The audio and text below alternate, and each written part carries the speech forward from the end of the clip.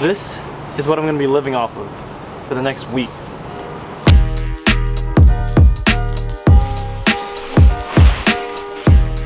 Why am I living off of just $5 a day? I'm participating in Best Food Forward's SNAP Challenge. So what's SNAP and what's the challenge? SNAP is what was formerly known as food stamps, and so it's the Supplemental Nutritional Assistance Program. So the idea behind that is it's used to help people stretch their dollar, stretch their food budget, so they can have healthy, nutritious food on a regular basis. The average person that uses SNAP actually gets under $5 per day, but the good thing about it is that it's like per month rather than just per day. You don't get like just $5 or $4 per day, but that doesn't mean that it's entirely that easy. So why am I doing this?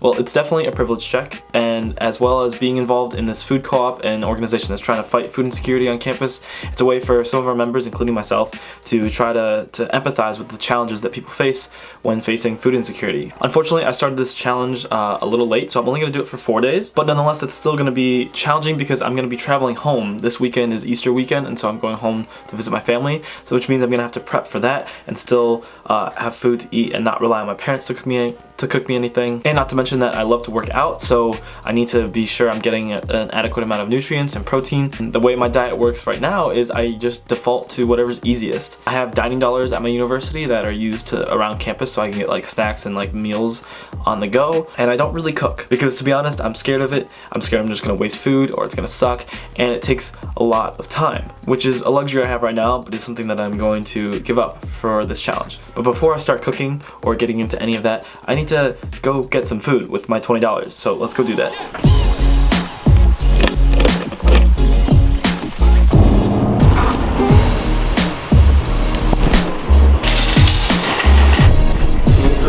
So I have 12 items on my shopping list, which is kind of unrealistic with $20. I don't think I'm going to be able to get all of those things, but I'm just going to go in order of importance because I think I can make certain things stretch and other things are just like to add flavor and like spice it up. We're starting with eggs, most important.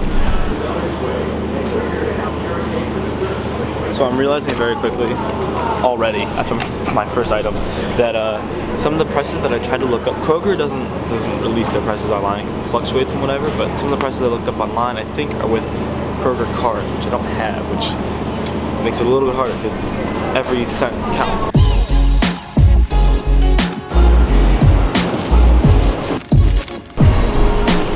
The canned veggies.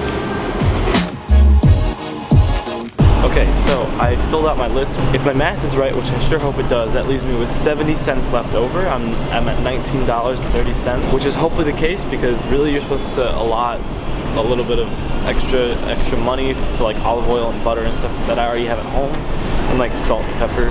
So that's not nearly enough to devote to those, especially if I was just starting out, but like that's what I got. That's what I got. Your total is $18.87. If you have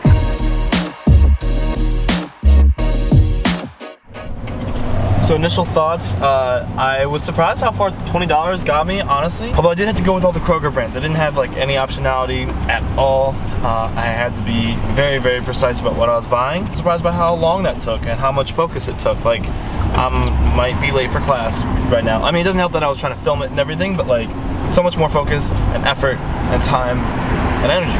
Personally, I keep it real simple for breakfast, so all I'm gonna do is grab some eggs and make some toast. Put some peanut butter on it probably to add some extra protein. What's good about that, just doing scrambled eggs and toast, is even I can do that, and I suck at cooking.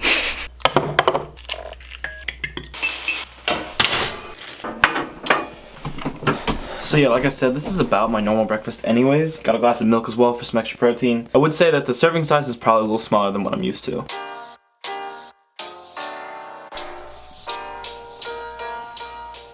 Last night I did some research in figuring out where my money might be best spent to get the most amount and most nutritious food, and so I came up with basically 2 meals that I'm gonna keep cycling through. I'm gonna be making a sweet potato hash and then rice and beans, and then I have like other vegetables and stuff to go in there to kind of like make it more interesting. So first things first, for tonight I'm gonna make some rice and beans. So I gotta soak my beans for like 6 hours. Yeah, so that's a thing.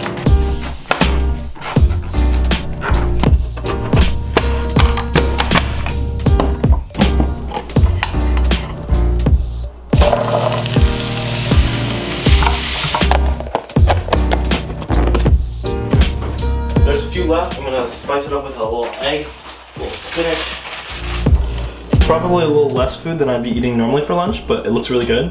It smells really good, and I don't have that much time to eat it. The biggest thing I'm learning with this is like time and mental capacity is of the essence.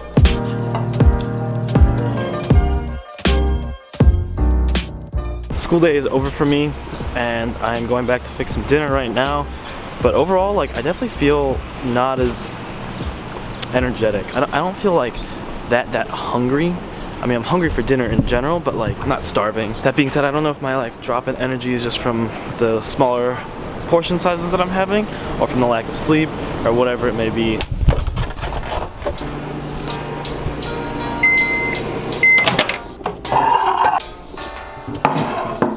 Super simple, but it's edible, I think.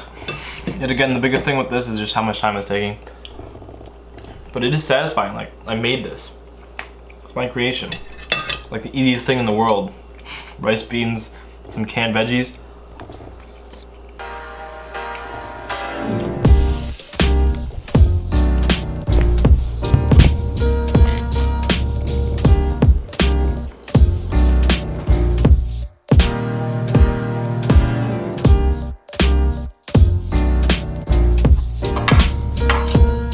Really good. Definitely the hardest thing for me during this challenge has been like the little things. Well, cooking was tough, but I think I got over that. Like, it's 3 a.m. right now. I stayed up late doing work. So now I'm hungry again. I couldn't transport everything, so that was difficult. So I don't have just bread and peanut butter to make a little like snack like that. So I'm just gonna eat some rice. Nice little midnight snack. I'm gonna weigh myself. Not sure if I've lost weight, probably. I actually haven't lost any weight. I ate like an hour, like 2 hours ago.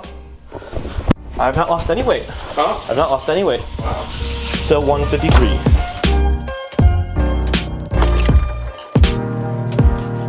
So it's my last meal with all the stuff that I bought. My food stamps. I have like some extra beans, definitely. And I have like 2 eggs back in Columbus and some peanut butter that I haven't finished either. I think like a few slices of bread. I didn't really have breakfast this morning. Yeah, luckily I'm not too picky, so just eating this stuff almost continuously throughout the week. Not the biggest deal to me, but I can understand how it'd be annoying to a lot of people. The Snap challenge is over, and here are my main takeaways.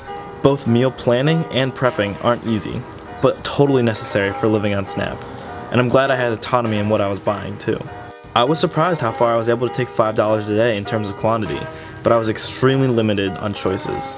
For me, cooking was very stressful in the moment, but satisfying in the end. A big thank you to Best Food Forward for putting on this challenge and helping me get over my fear of cooking and learning more about Snap, and also a big thank you to you for watching this video. I'll see you in the next one.